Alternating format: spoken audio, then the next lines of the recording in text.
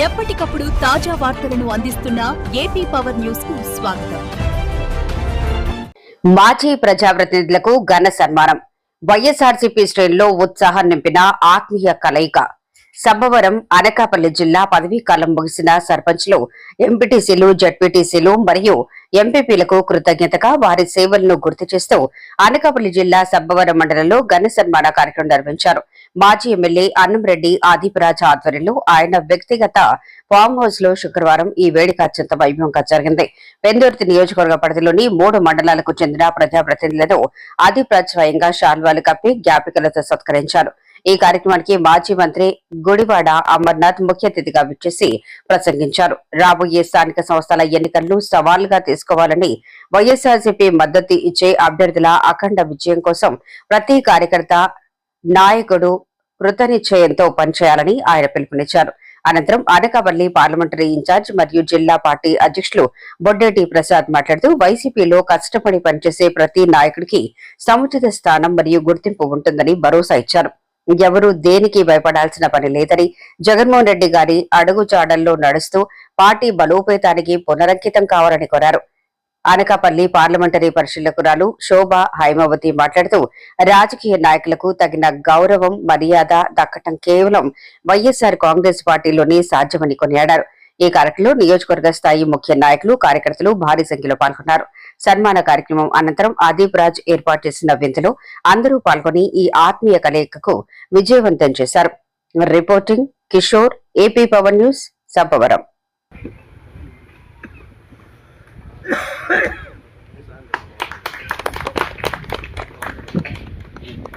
బలోపేతం చేయడం కోసం మీరందరూ కూడా నిరంతరం కూడా పార్టీ కోసం పనిచేయాలి, ప్రజల కోసం పనిచేయాలి, మరింత ఉన్నత పదవుల్ని అధిరోహించాలని చెప్పేసి మనస్ఫూర్తిగా కోరుకుంటూ ఈరోజు ఈ కార్యక్రమం ఒక ప్రశాంతమైనటువంటి వాతావరణంలో ఏర్పాటు చేసినటువంటి అతిథికి నేను ప్రత్యేకించి అభినందనలు తెలియజేస్తాను. గురి లక్ష్మీ సతీష్ మొగలపురం. గురి లక్ష్మీ సతీష్ మొగలపురం.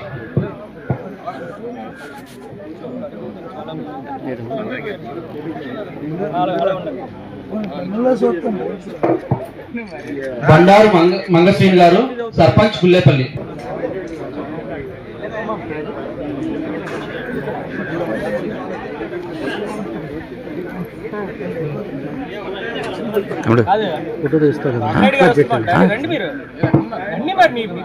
కాలం పూర్తి చేసిన తర్వాత గ్రామంలో ఉన్నటువంటి గ్రామస్తులు లేదా ఆ పంచాయతీలో ఉన్నటువంటి అధికారులు, బాబు మీ సర్పంచ్ గారి తాలూకు పదవీ కాలం అయిపోయింది కాబట్టి మీకు ఒక సాల్వా, ఒక కండువా, ఒక దండ వేసి పంపించేసేటువంటి ఆనవాయితీ సహజంగా పూర్వం నుంచి ఉండేది.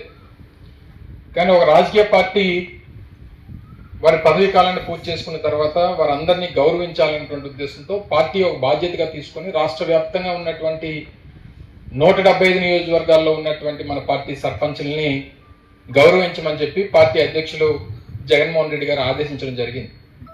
ఎందుకంటే మన పార్టీ స్థాపించిన తర్వాత, మనం అధికారంలోకి వచ్చిన తర్వాత జరిగినటువంటి ఎన్నికల్లో దాదాపు 13,000 పంచాయతీలు, దాదాపు 13,000 నుంచి 13,500 పంచాయతీలకు ఎన్నికలు జరిగితే 195% పంచాయతీల రాష్ట్రంలో గెలుచుకున్నటువంటి పార్టీ వైఎస్ఆర్ కాంగ్రెస్ పార్టీ.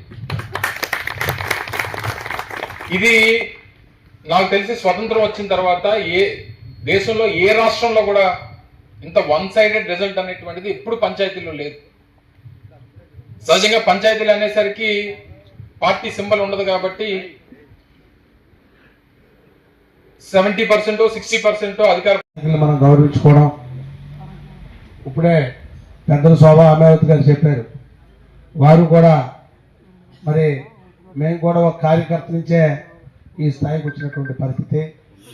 సామాన్యంగా ఇంకా ఇప్పుడు పర్లేదు, జెండాలు బ్యానర్లు అవి లేవు, అప్పట్లో అవన్నీ కూడా ఉండేవి. జెండాలు కుట్టించడం, పెయింట్లు రాయించడం, కట్టించడం, మన కార్యకర్తలే వాల్ పోస్టులు పెట్టి చేయించడం, అంటించడం, ఇవన్నీ కూడా బేస్మెంట్ గ్రామాల నుంచే స్టార్ట్ అవుతాయి. ఇవన్నీ కూడా ఏ పార్టీకైనా పునాది గ్రామాలే, మన సర్పంచులు, ఎంపీటీసీలే. ఈ పునాది వ్యవస్థ గట్టిగా పటిష్టంగా ఉంటే పార్టీ ఎప్పుడు బలంగా ఉంటుంది. అలాగే ఇటు విలేజుల్లో ఇది మున్సిపాలిటీలు కానీ కార్పొరేషన్లో కానీ కౌన్సిలర్లు ఐఎస్ఐ ముద్ర ఆ పార్టీలో పనిచేసిన ప్రతి ఒక్కరూ కూడా పదవి ఉన్నా లేకపోయినా పదవితో పని లేదు. వాళ్ళకు బ్రాండ్ ఉంది, వాళ్ళకు మంచితనం ఉంది, వాళ్ళకు శౌర్యం ఉంది. వాళ్ళకి ఎటువంటి పనులైనా సాధించగల శక్తి సామర్థ్యాలు ఉన్న వ్యక్తులు మాత్రమే వైఎస్ఆర్ పార్టీలో ఉన్నారు. అలాగే ఒక గ్రామానికి సర్పంచ్ గారు అంటే రాష్ట్రపతితో సమానం. ఎందుకంటే రాష్ట్రపతి గారితో సమానం సర్పంచ్ అంటే. ఏ ఒక్క గుర్తింపు లేకుండా గెలిచారు కాబట్టి వాళ్ళు గతంలో ఎలాగైతే ఆయా గ్రామాలకి గెలిచి నాయకత్వాన్ని మన ప్రభుత్వం చేసే కార్యక్రమాల గురించి తక్కువ సమయంలో ఎక్కువ విషయాలను మనందరికీ వివరించారు. ఈరోజు ఈ కార్యక్రమం తన ముఖ్య ఉద్దేశం సర్పంచులకి పదవి విరమణ కాదు, రాజకీయ నాయకులకి విరమణ ఉండదు. 5 సంవత్సరాలు జగన్మోహన్ రెడ్డి గారి నాయకత్వంలో వైఎస్ఆర్ కాంగ్రెస్ పార్టీ తరఫున మరి అదీప్ రాజ్ గారు నేతృత్వంలో మీరందరూ సర్పంచ్గా గెలవడం జరిగింది.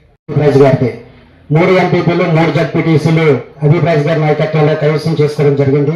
మరి ఆయనకి ప్రత్యేక ధన్యవాదాలు.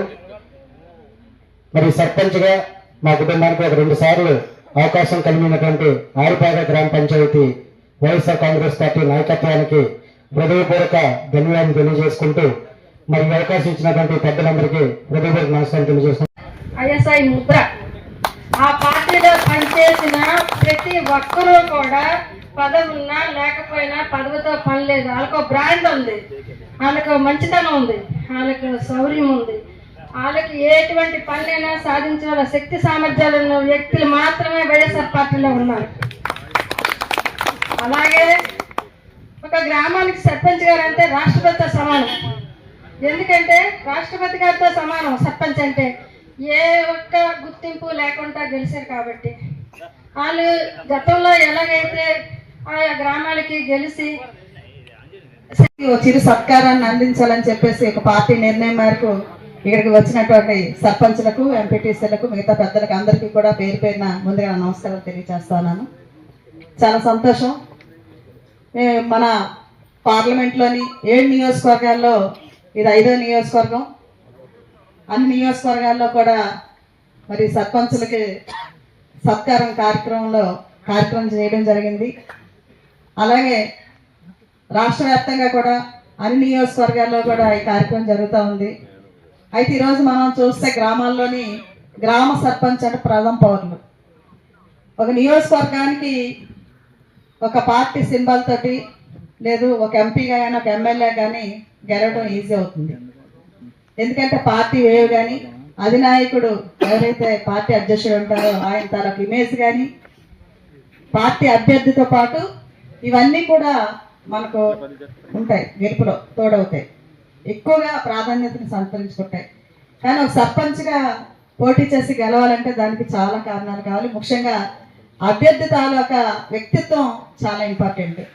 ఒక గ్రామంలోని ఒక సర్పంచ్గా ఆ ప్రజలు ఎన్నుకున్నారంటే ఒక పార్టీ సింబల్ లేకుండా ఒక వ్యక్తిగతమైనటువంటి ఇమేజ్ తోటి ఒక 50% కనీసం 50 అబోవ్